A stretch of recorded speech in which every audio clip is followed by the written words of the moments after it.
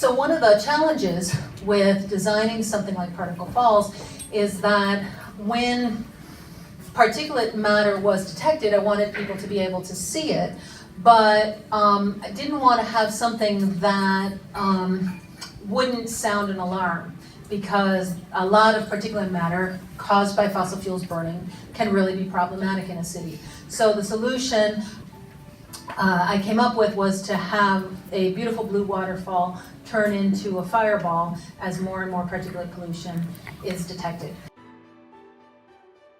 With this particular exhibit, I mean, it's so beautiful, and to look at something that's so beautiful, yet it stems from something that could be so ugly.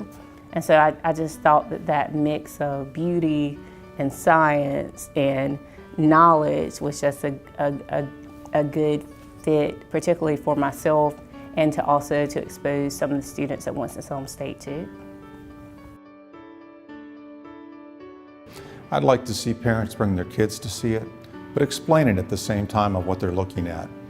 For climate deniers, for climate believers, it's something that you can come down and say, you know what, I may not believe about the climate changing, but I know that I'm breathing that in and what that means for me. I need to understand if my kids have asthma, I need to be watching what time of day I take them out.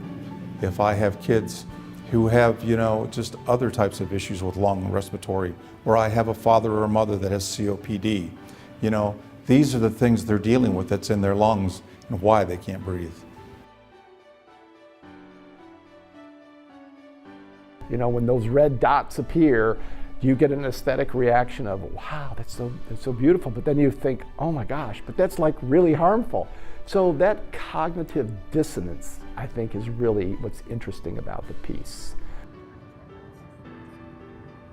Helps inform everyone in Winston-Salem and across North Carolina what is in their air that they may not be able to see, smell, or otherwise detect in the most beautiful way on this blue waterfall of light that we hope to see more often than not, but the reality is that when it turns from a blue waterfall of light into a fireball of light, that's the indication that there's pollution in the air.